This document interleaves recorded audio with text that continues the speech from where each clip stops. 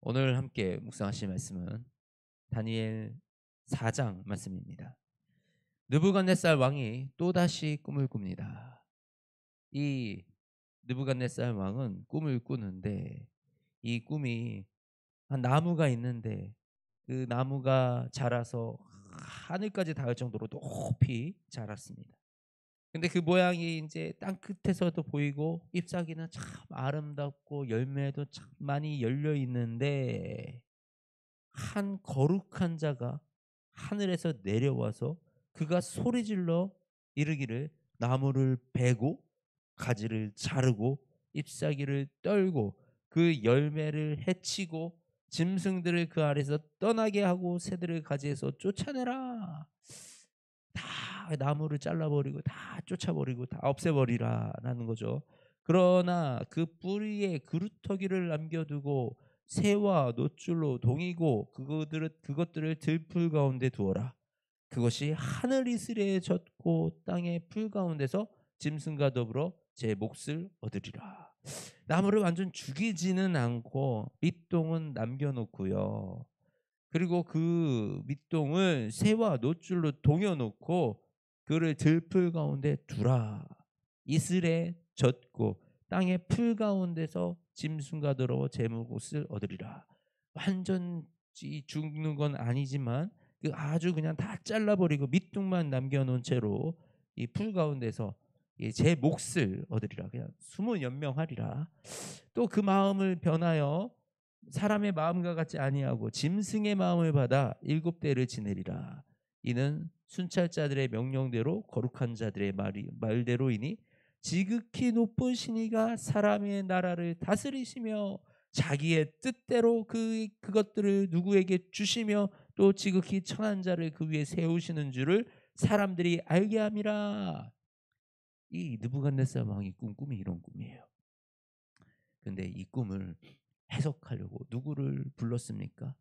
이 첫 번째 이 우리 이전 말씀에서 2장 말씀에서 느부갓네살 왕이 꿈을 꿨을 때 이 아무도 몰랐던 자신이 꿈을 얘기를 말해주지도 않아서 아무도 몰랐던 그 꿈을 다니엘이 와서 다니엘이 해석해주고 느부갓네살 왕은 하나님을 찬양했었습니다. 그런데 이번에 또 꿈을 꿨는데 이 어리석은 왕은 또 하나님을 찾는 것이 아니라 누구를 찾았어요? 세상의 지혜자들 그리고 박수와 이 점치는 사람들 이런 사람들을 불러서 자기의 꿈을 해석을 시키는 겁니다. 너무나도 안타까운 모습이죠. 그런데 우리 가운데도 이런 모습이 있다라는 것입니다. 하나님이 나의 주인이심을 내가 신뢰하고 내가 그것을 믿는다고 말을 하지만 정작 내가 문제가 생겼을 때 기도로 엎드리지 아니하고 주님께 나오지 아니하고 세상 속의 세상의 방식으로 내 문제를 해결하려고 하고 있다라는 사실입니다.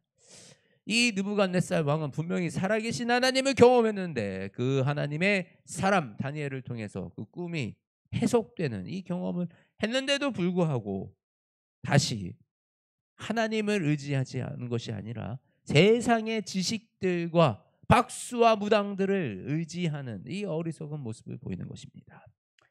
그리고 느부갓네살 왕이 또 이 3장 말씀에 어떤 일을 벌였습니까? 우상을 세우는 거예요. 하나님이 진짜 하나님이시구나라고 말했지만 그 느부갓네살 왕은 내가 만든 우상을 세우는 겁니다. 내가 만든 우상, 내가 만든 신. 그 내가 만든 그 신을 모든 국민이 다 절하라. 모든 백성들이 다 절하라. 이렇게 만들었던 아주 교만의 자리로 들어갔던 느부갓네살 왕입니다.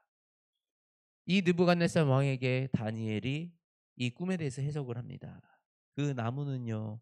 그 화려한 나무는요. 바로 왕을 의미합니다.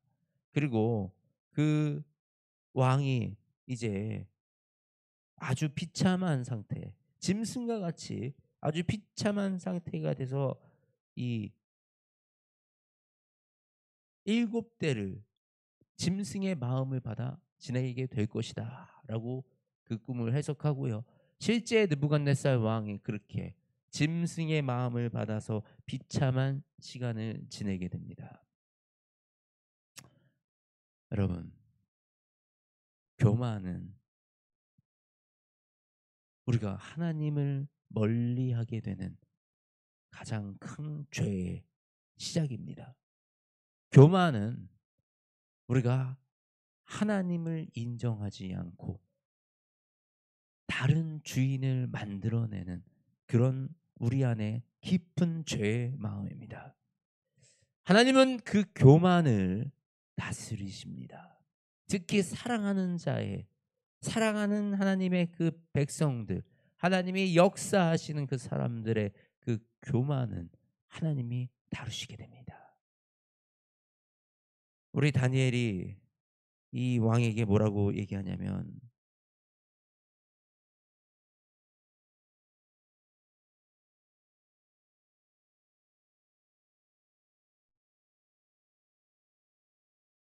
죄를 사하고 이 왕에게 내가 왕이여 내가 아뢰는 것을 받으시고 공의를 행함으로 죄를 사하고 가난한 자를 긍휼히 여김으로 죄악을 사하소서. 다니엘은 해결책을 줬어요. 공의를 행하라고. 우리 가난한 자를 긍휼히 여기는 것. 공의. 하나님의 그 섭리와 하나님의 그 뜻을 행하라. 이 세상 만물이 내 손 안에 있는 것 같이 느껴지는 그 왕의 자리에 있지만 정말 이 나라의 주인이 내가 아니라 나보다 더 크신 하나님께서 정한 사람이 언제든지 이 자리에서 왕권을 줄 수 있다라는 그 사실을 인정하고 그 하나님 앞에서 겸손하게 나아가라라는 그 뜻입니다. 공의를 행함으로 죄를 사하고 가난한 자를 긍휼히 여김으로 죄악을 사하소서. 하나님이 기뻐하시는 일을 우리가 행할 때 우리가 하나님의 그 화를 면할 수가 있습니다. 우리가 하나님을 믿는 자들이 교만하여 하나님을 의지하지 않고 하나님을 두려워하지 않을 때 하나님은 그것에 대해서 징계하십니다.